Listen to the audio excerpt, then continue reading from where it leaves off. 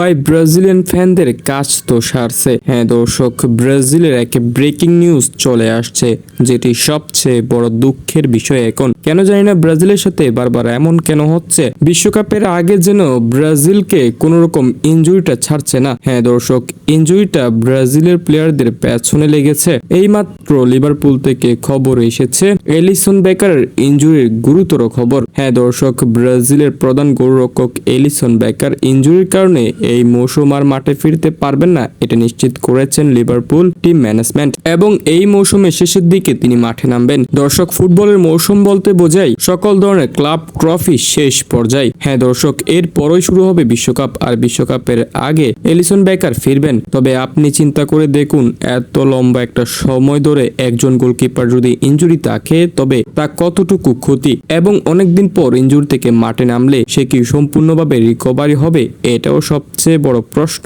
ফর্মও হারিয়ে ফেলতে পারেন অনেক দিন যাবত ইনজুরি থাকার কারণে। পাশাপাশি বিশ্বকাপের আগে যে শতভাগ ফিট থাকবেন তাও নিশ্চিত করে বলা যাচ্ছে না। ব্রাজিলের জন্য এটা খুব বড় ধাক্কা, কারণ আমাদের হাতে এলিসনের ব্যাকআপ কোনো গোলকিপার নেই। ব্রাজিল দলে গোলকিপার হিসেবে প্রধান গোলকিপারের নাম এলিসন বেকার, তাকে ছাড়া বাকি যে গোলকিপার গুলো আসে সেগুলো তো বারবার চেঞ্জ হয়ে যায়। এলিসন ছাড়া তো বাকি কারোর উপর ভরসায় রাখা যাচ্ছে না। ঠিক এমন একটা সময়ে যদি এই অবস্থাটা হয় তাহলে কেমন লাগে বলেন। এখন আমার মনে ভয় করছে, কারণ বিশ্বকাপের আগে আরো বেশ কিছু ক্লাবের ম্যাচ আছে। এখানে যদি কোনো অঘটন ঘটে তাহলে বিশ্বকাপে কার্লো আনচেলত্তি কি করবেন নিজেও জানেন না। তাই বিশ্বকাপের আগ পর্যন্ত ক্লাব পর্যায়ে যারা ব্রাজিলিয়ান তারকারা খেলবেন ওদের সবাইকে একটু ভেবে চিন্তে খেলতে হবে। মাথায় রাখতে হবে সামনে বিশ্বকাপ, ফিটনেসটা যাতে কোনো রকম খারাপ হয়ে না যায়।